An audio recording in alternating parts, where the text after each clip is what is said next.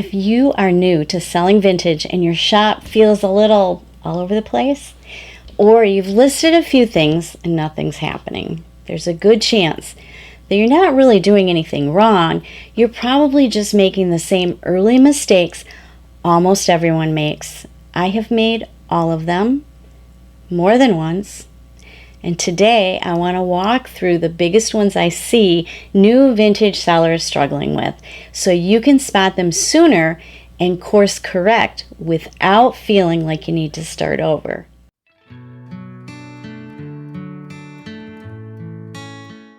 Hi, I'm Carol.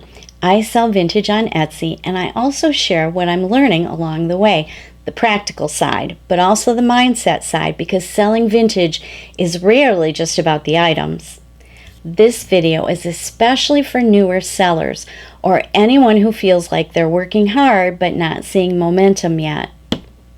Let's talk about the biggest mistakes new vintage sellers make, and more importantly, what you could do instead.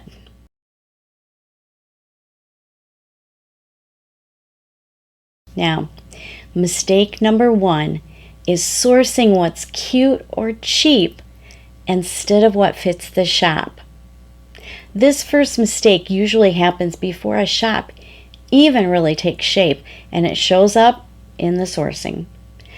This is sourcing things just because they're cute or because they're cheap and you think you can make a lot of money on them, or you personally just love them.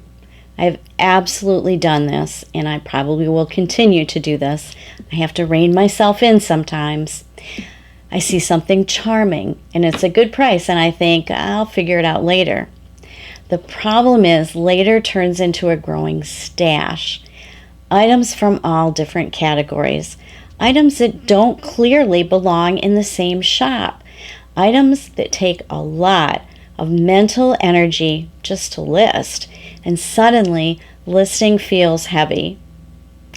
A helpful shift is to start sourcing with intention, even if your shop is still small. That means sourcing with some loose parameters instead of bringing home everything that catches your eye. Before buying, ask, does this fit where I want my shop to go? Or can I already picture how I'd photograph and describe this? Doesn't mean you have to stop liking pretty things. It just means that your sourcing starts supporting your shop instead of overwhelming it.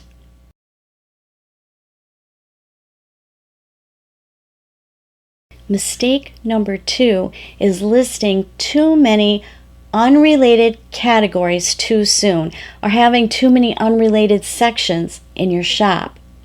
This one feels productive at first, but it quietly slows everything down. Listing too many different categories too early. One small shop may be selling glassware, clothing, toys, figurines, holiday decor all at once. Maybe only one or two of each item. I get it. When you're starting out, everything feels possible. You're excited. You're sourcing, and you don't want to leave anything behind because you're not really sure what will sell. But the problem is buyers can't tell what kind of shop you're running, and Etsy can't either. When a shop is too scattered, nothing gets enough momentum to really take off. There's no clear signal about who your shop is for or why someone should come back. What works better, especially early on, is choosing 2 or 3 complementary categories and letting everything else wait.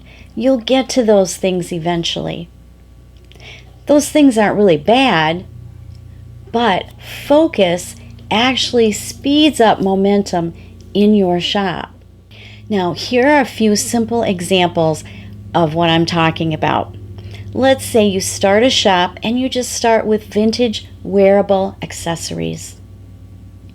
Things like scarves, brooches, costume jewelry, they all appeal to the same buyer. They photograph well together, and naturally, they build on one another. If someone loves a scarf from your shop, it makes sense that they would come back later for a brooch or a piece of jewelry. Example 2 would be a shop just starting out, focusing solely on vintage decorative home accents, figurines, decorative vases, and small trays or catch-alls. These pieces already live together on shelves and sideboards, so the shop feels familiar instead of random. That familiarity builds trust. And here's just one more example. Vintage tabletop serving pieces, salt and pepper shakers, butter dishes, small serving bowls. They're different items, but they belong in the same moment in a buyer's mind. Everyday meals, casual entertaining, slow breakfasts. That shared use is what gives the shop cohesion. Once you've sourced with intention and your shop has some focus, the next challenge usually shows up when it's time to list.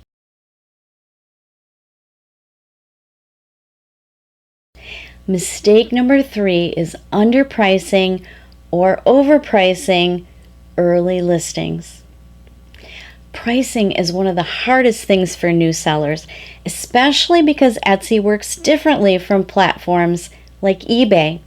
We can't see sold pieces in the same way. We can't see what pieces sold for. So pricing isn't about copying what's already sold. It's about positioning your item well among what a buyer is seeing right now.